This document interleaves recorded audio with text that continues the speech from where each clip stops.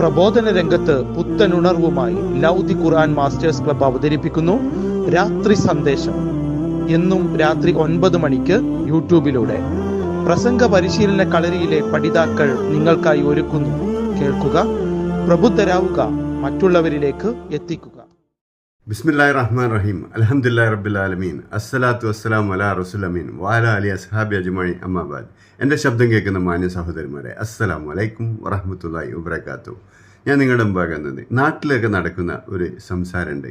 കശപിശ നടക്കുമ്പോൾ പ്രത്യേകിച്ച് പറയും, അവൻ്റെ പല്ലുകൾ ഞാൻ അടിച്ചു പൊളിക്കും.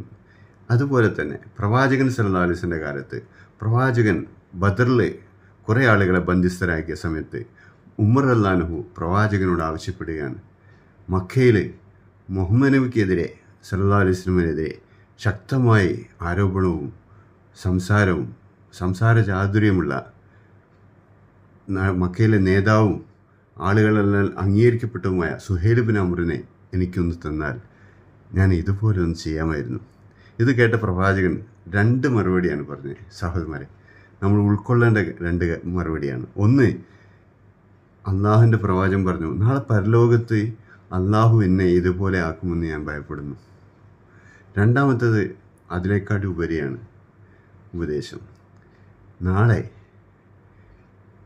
ഈ സുഹൈൽ തന്നെ ഇസ്ലാമിന് വേണ്ടി സംസാരിച്ചാലോ ഉമറെ എന്ന് ചോദിച്ചു. അൽഹംദുലില്ലാഹ്, മക്ക വിജയത്തിന് തൊട്ടു മുമ്പായി ഹുബൈദിയ സന്ധി നടക്കുകയുണ്ടായി. ഹുബൈദിയ സന്ധിയിൽ മക്കയിലെ പ്രമുഖരായ ആളുകളെ റസൂൽ സല്ലല്ലാഹു അലൈഹി വസല്ലമയുടെ അടുത്തേക്ക് മധ്യസ്ഥത്തിന് പറഞ്ഞയച്ചു. ആരാലും പ്രവാചകൻ നിന്നില്ല. അവസാനം പറഞ്ഞയച്ചത് സുഹൈൽ ബിൻ അംർ റളിയല്ലാഹു അൻഹു. സുഹൈൽ ബിൻ അംർ റളിയല്ലാഹുവിനെ കണ്ടോടെ തന്നെ പ്രവാചകൻ അനുയായികൾക്ക് മനസ്സിലായി ഒരു ഉടമ്പടിക്ക് വരികയാണെന്ന്. അങ്ങനെയാണ് അക്കബ ഉടമ്പടി ഉണ്ടാകുന്നത്.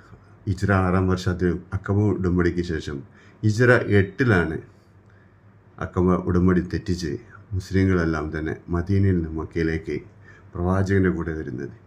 മക്കം ഫത്തഹിൻ്റെ സമയത്ത് പ്രവാചകൻ സല്ലല്ലാഹു അലൈഹി വസല്ലം ചോദിക്കുന്നുണ്ട്, ഞാൻ നിങ്ങളെ എന്ത് ചെയ്യുമെന്ന്. അതിന് മറുപടി സുഹൈൽ ബിൻ അംറാണ് പറയുന്നത്, നീ മാന്യനാണ്, മാന്യൻ്റെ പുത്രനാണ്. ഇത് കേട്ട പ്രവാചകൻ സല്ലല്ലാഹു അലൈഹി വസല്ലം പറഞ്ഞു, അന്തുമുൽ തുറക്ക, നിങ്ങളെല്ലാവരും സ്വതന്ത്രരാണ്. ഇത് കേട്ട സുഹൈൽ ബിൻ അംറിന് വളരെ മാനസിക പ്രയാസമുണ്ടായി.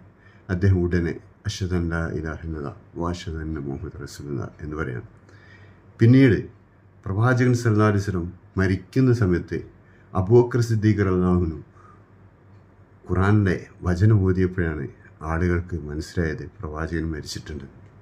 അതേ ഖുർആനിലെ വചനം തന്നെ മക്കയിൽ അതേ സമയത്ത് തന്നെ സുഹൈൽ ബിൻ അംർ ജനങ്ങളെ വിളിച്ചു കൂട്ടി ഈ ആയത്ത് പറയുകയാണ്. അള്ളാഹുവിൻ്റെ പ്രവാചകൻ ഒരു പ്രവാചകൻ മാത്രമാണ്. ഇതിനു മുമ്പുണ്ടായിരുന്ന പ്രവാചകന്മാരെ പോലെ അദ്ദേഹം മരിക്കപ്പെടാം, വധിക്കപ്പെടാം, എന്നാൽ അള്ളാഹു എന്നും നിലനിൽക്കുന്നവനാണ്. അള്ളാഹുവിനെ കുറിച്ചുള്ള ധാരണയും അതിൻ്റെ അടിസ്ഥാനത്തിൽ പ്രവാചകനോടുള്ള സ്നേഹവും കാരണത്താൽ എല്ലാ യുദ്ധത്തിലും പങ്കെടുക്കുകയും സജീവമായി തന്നെ അദ്ദേഹം അതിനു മുമ്പ് എങ്ങനെയാണോ ചെയ്തത് അതേപോലെ തന്നെ അതിനേക്കാൾ ഉപരിയായി ഇസ്ലാമിന് വേണ്ടി പ്രാർത്ഥിക്കുകയും അങ്ങേയറ്റം ഈ പാത്തുകൾ മുഴുകുകയും ചെയ്യുന്ന സഹാബിയാണ്. അദ്ദേഹത്തെ പോലെ നാം ആവാൻ ശ്രമിക്കുക. അള്ളാഹു സഹായിക്കട്ടെ. അസ്സലാമു അലൈക്കും വറഹ്മത്തുള്ളാഹി.